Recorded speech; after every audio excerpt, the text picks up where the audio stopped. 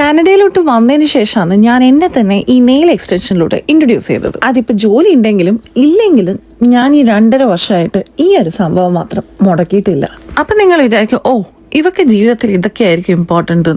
എനിക്ക് ഇതും ഇമ്പോർട്ടൻ്റ് ആയിരുന്നു. ഈ ജോലി ഇല്ലാത്തതിൻ്റെ സ്ട്രെസ്സൊക്കെ കുറച്ചൊന്ന് അവോയ്ഡ് ചെയ്യാൻ നമ്മൾ കുറച്ച് സെൽഫ് കെയർ ഒക്കെ ചെയ്യുന്നത് എന്തുകൊണ്ടും നല്ലതാണ്. ഒരു 4 ആഴ്ച കൂടുമ്പം ചെയ്യുന്ന ഒരു പ്രക്രിയയാണ് ഈ നെയിൽ എക്സ്റ്റൻഷൻ. അതിനുവേണ്ടി ഒരു $100 മാറ്റി വെക്കുന്ന തെറ്റില്ലാത്ത കാര്യമാണ്. എന്നെ ഇതിനെ ഏറ്റവും കൂടുതൽ ഹെൽപ്പ് ചെയ്തത് പിൻട്രസ്റ്റ് ആണ്. പിൻട്രസ്റ്റ് എന്ന് പറയുന്ന ആപ്പ് ഇല്ലെങ്കിലേ എന്നെ പോലത്തെ ആൾക്കാരൊക്കെ എന്ത് ചെയ്തേനെ.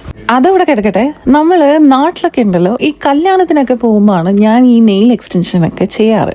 പക്ഷേങ്കിൽ അത് ഏറി വന്ന ഒരു 5-10 മിനിറ്റ് കൈയെടുത്ത് സദ്യയിലോട്ട് അങ്ങ് കുത്തുമ്പോഴേക്കും ആ നെയിൽ എക്സ്റ്റൻഷൻ എൻ്റെ ചോറിൽ കിടപ്പുണ്ടാവും. പിന്നെ ഡിഗ്രി ഒക്കെ എത്തിയപ്പം നഖം അത്യാവശ്യം വളരാൻ തുടങ്ങി.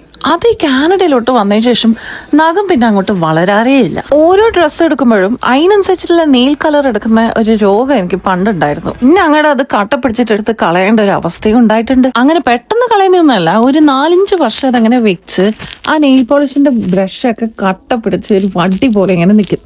അപ്പോഴാണ് എടുത്ത് കളയാറ്. നിങ്ങൾക്ക് ആർക്കെങ്കിലും ഇങ്ങനത്തെ ഒരു രോഗം ഉണ്ടെങ്കിൽ കമന്റ് ബിലോ. ഈ നെയിൽ എക്സ്റ്റൻഷൻ ചെയ്യുന്ന പിള്ളേർക്കൊക്കെ ഉണ്ടല്ലോ അപാര കഴിവാണ്.